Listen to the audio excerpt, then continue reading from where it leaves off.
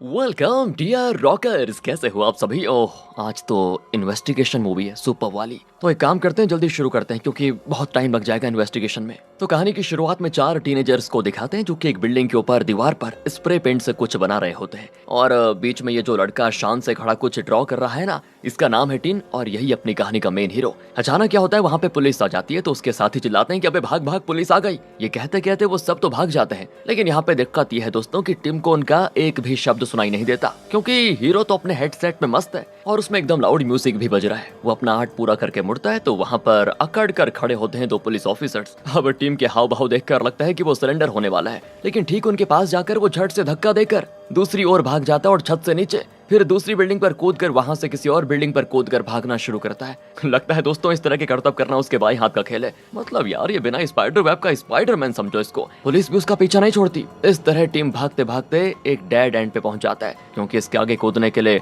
और किसी बिल्डिंग की छत है ही नहीं। फिर भी टीम उस बिल्डिंग के टॉप फ्लोर की बालकनी में कूदने की पूरी कोशिश करता है, लेकिन भाई साहब का फोन नीचे गिर जाता है। अब जैसे तैसे वो उस टॉप फ्लोर की बालकनी के अंदर कूदकर उस घर में घुस जाता है जहाँ पे एक बुजुर्ग कपल टीवी देख रहे होते हैं। अब वो दोनों घबरा जाते हैं, लेकिन तब टीम उनके घर से होकर नीचे की सीढ़ियां उतरने लग जाता है और पुलिस ऑफिसर भी कुछ कम नहीं है दोस्तों। वो भी उसी घर में कूदकर टिम का पीछा करता है, लेकिन टिम उससे बचकर फर्श से बेसमेंट का दरवाजा खोलकर अंदर कूदकर दरवाजा बंद कर लेता है। अब ऑफिसर को वो कहीं नजर नहीं आता। लगता है टिम जहाँ कूदा है वो बेसमेंट में बना हुआ कोई डिपार्टमेंटल स्टोर है। अब वहाँ कोई ड्रिंक उठाकर पीते हुए वो कहता है कि स्टाफ से कि प्लीज इसका बिल आप भर दो। दरअसल यही उसकी माँ है जो यहाँ पे काम करती है। वो कहती कि बेटा तुम्हारे क्लास टीचर ने कॉल किया था, उन्होंने कहा कि तुम क्लास बंक करके अपने फ्रेंड्स के साथ मस्ती करते रहते हो। टिम गुस्सा हो जाता है कि उस क्लास टीचर का कोई और काम नहीं है क्या, हमेशा बस आपसे मेरी चुगली करता रहता है। तो माँ कहती है चुगली करने के लिए नहीं, उसने एक खुशखबरी देने के लिए कॉल किया था। अरे तुम्हें पता है मैथ्स में तुम्हारे 100% आए हैं और बेटा तुम्हें स्कॉलरशिप भी मिली है, आगे की पढ़ाई तुम्हें इस स्कूल में करनी है। कहकर वो उसको एक बहुत ही बड़े स्कूल का नोटिस दिखाती है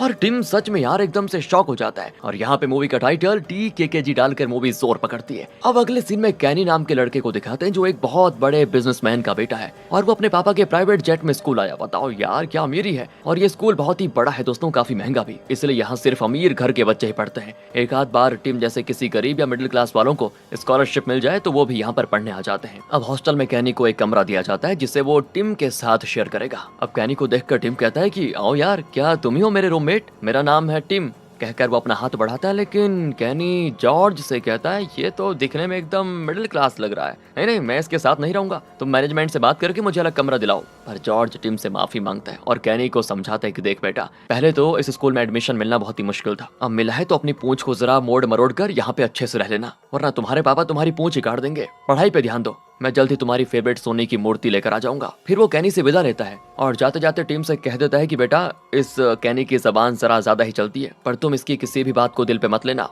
अब कैनी अपने बैग को उल्टा करता है तो उसमें से ढेरों चॉकलेट्स गिरते हैं। एक चॉकलेट फर्श पर गिर जाता है जिसे टिम उठाकर देखता है तो उसमें कैनी की फोटो छपी होती है और उसके पापा का साइन होता है। लगता है दोस्तों कैनी के पापा की ही चॉकलेट कंपनी है ये। तो कैनी अपने चॉकलेट्स को शेल्फ पे रखता है। अब टिम के साथ गुजारा करने के अलावा उसके पास कोई और रास्ता तो है नहीं, तो वो उसके साथ स्कूल में घूमने लगता है। और तब कुछ बड़े लड़के एक छोटे लड़के को बुली कर रहे होते हैं। टिम चिल्लाता है कि अबे अपने साइज के लड़कों को बुली करो, बच्चों को क्यों डरा रहे हो। इस छोटे लड़के का नाम है दोस्तों काल। अब वो लड़के काल को छोड़कर टिम के पास आ जाते हैं और उसका वॉकमैन छीनकर सभी को दिखाते हैं कि अरे ये देखो 21st सेंचुरी में ये बाबा आदम के जमाने का वॉकमैन यूज कर रहा है। अब फिर सभी हंसने लग जाते हैं इस पर। टिम को बड़ा गुस्सा आता है और कहता है कि ये मेरे पापा की निशानी है समझो, चुपचाप वापस कर दो। और फिर वो वॉकमैन को एक दूसरे को पास करके खेलने लग जाते हैं। बताओ, टिम गुस्से में उस गैंग के एक लड़के को पकड़कर फर्श पर पिन कर देता है और उससे अपना वॉकमैन छीन लेता है। उस गैंग में गैबी नाम की एक लड़की होती है दोस्तों, जो कि अपनी कहानी की हीरोइन है वैसे। तो वो टिम से पूछती है कि मेरे दोस्त पर हाथ रखने की हिम्मत कैसे भी तुम्हारी है।